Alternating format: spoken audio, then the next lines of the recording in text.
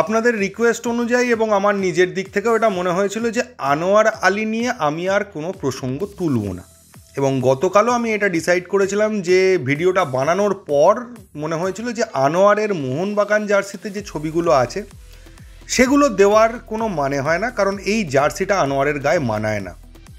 তো সেই কথা ভেবেই আমি পরে যখন থাম্বনেল দিয়েছিলাম তো দিল্লি এফসির জার্সি পরেই আনোয়ারকে দিয়েছিলাম। আনোয়ার যে কোনো জার্সি পরেই তার ছবি দেওয়া যায়, কিন্তু মোহনবাগান সমর্থক হিসেবে মোহনবাগান জার্সিতে আনোয়ারকে যেন একটু বেমানান লাগে এখন অন্তত।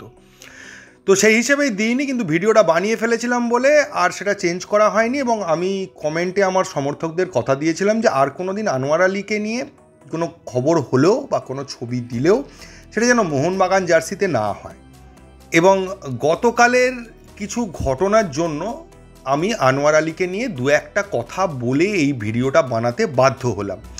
কারণ এই ভিডিওতে যদি আমি আনোয়ার আলীকে নিয়ে এই কটা কথা না বলি তাহলে মোহনবাগান সমর্থক হিসেবে আপনারা যারা মোহনবাগান সমর্থক আছেন তাদের প্রতি কিছুটা অন্যায় আমি করে ফেলবো। তো এই কথাগুলো আপনাদের জানানোটা দরকার, যেটা অনেক দিনই বলতে পারিনি, কারণ মনে হয়েছিল যে এই বিষয়গুলো এখানে আনার প্রয়োজন নেই বা এই বিষয়গুলো জানা না জানার মোহনবাগান সমর্থকদের অতটা প্রয়োজন নেই। কিন্তু আজকে যে সিচুয়েশানটা হয়ে আছে তাতে তো জানানোটা দরকার, ভীষণভাবে দরকার।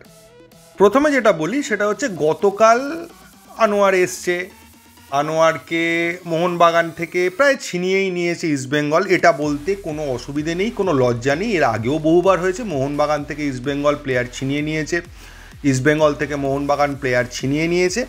তো ঠিক আছে, সেই দিক দিয়ে দেখতে গেলে যদি ইস্টবেঙ্গল নিজেদের জয় মনে করে তাহলে তাদেরকে আমি অভিনন্দন জানাই, তাতে কোনো অসুবিধে নেই, একটা প্লেয়ারকে নিল। কিন্তু তারপরে ইস্টবেঙ্গল সমর্থকরা যেটা করলেন সেটা তাদের বলতে পারেন স্বভাবের বহিঃপ্রকাশ বা স্বভাবের পরিচয় দিলেন, তাদের নিজেদের সম্মানের বা নিজেদের কালচারের পরিচয় দিলেন বলা চলে। তো প্রথম যেটা হলো যে আনন্দ উদ্দীপনা সেটা থাকবেই, মোহনবাগান সমর্থকদের দিকে টিপ্পনি করবেই, কিরে তোদের থেকে তো নিয়ে নিলাম, দেখিয়ে দিলাম, তোদের বাবাকে দেখিয়ে দিলাম, গোয়েঙ্কাকে দেখিয়ে দিলাম, এরকম কথাবার্তা তারা আসবে, আগেও এসছে, এটা আসবে, আমাদের কাছে এক্সপেক্টেড ছিল। কিন্তু তারা যে ধরনের নোংরা গালিগালাজ করেছে সেটা নিয়েও অনেক চ্যানেল বলছে যে তারা এক্সপেক্ট করেনি যে এরকমভাবে নোংরা গালিগালাজ মোহনবাগানের বিরুদ্ধে বা মোহনবাগান সমর্থকদের বিরুদ্ধে করা হবে। আমার কাছে অস্বাভাবিক নয়, আমি আপনাদের বলছি, কারণ আগের বছর প্রথম ডার্বি হারার পরও তারা দেখিয়ে দিয়েছে যে তারা এটাই করে। তো এটা তারা করবে, এটা নিয়েও আমার কোনো আপত্তি ছিল না, বা ঠিক আছে এটা তারা করে থাকে আবার করবে, আমরা ধরেও নিচ্ছি এর পরেও তারা করবে, এটা তারা বহু বছর ধরে করে আসছে, এটা তাদের পরিচয়।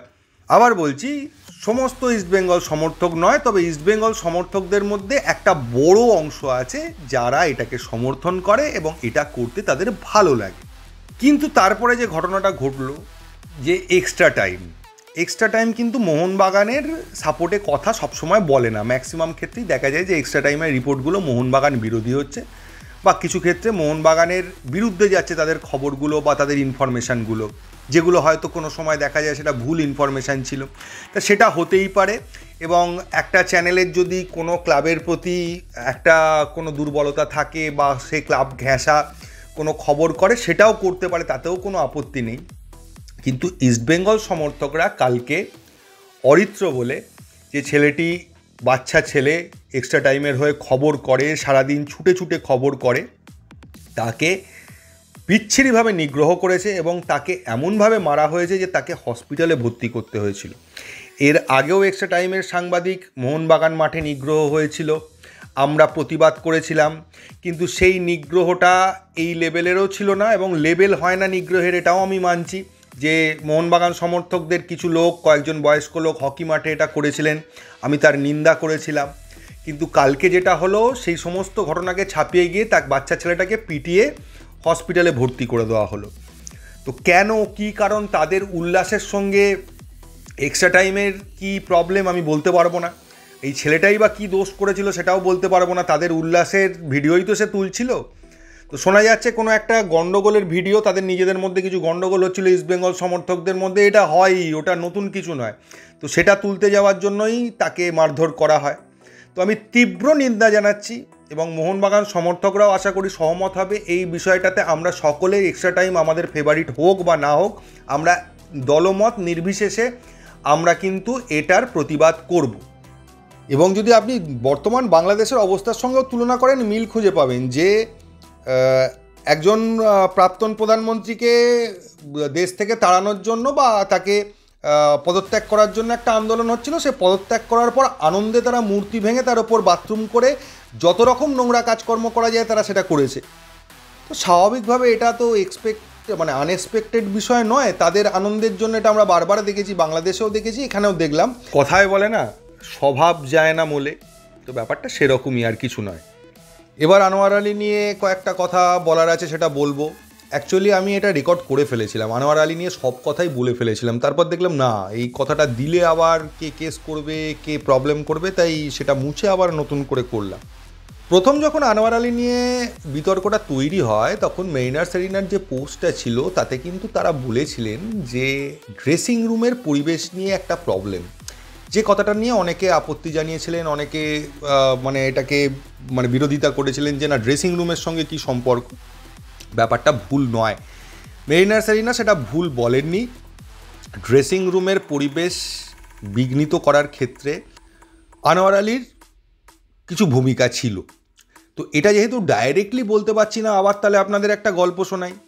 সেটা হচ্ছে যে আমাদের অনেকগুলো একটা বন্ধুর গ্রুপ আছে, সেই গ্রুপের মধ্যে একজন বন্ধু আছে যে আমাদের গ্রুপের মধ্যে যা কথাবার্তা হচ্ছে, বন্ধুদের মধ্যে যা কথাবার্তা হচ্ছে, সেগুলো গিয়ে তার বাবা মাকে বলছে। যে বন্ধুরা মিলে ঠিক করলো চল কাল স্কুল পালিয়ে সিনেমা যাব। সে গিয়ে বাবা মাকে বললো, জানো তো বন্ধুরা সবাই মিলে প্ল্যান করেছে যে স্কুল পালিয়ে সিনেমা যাবে।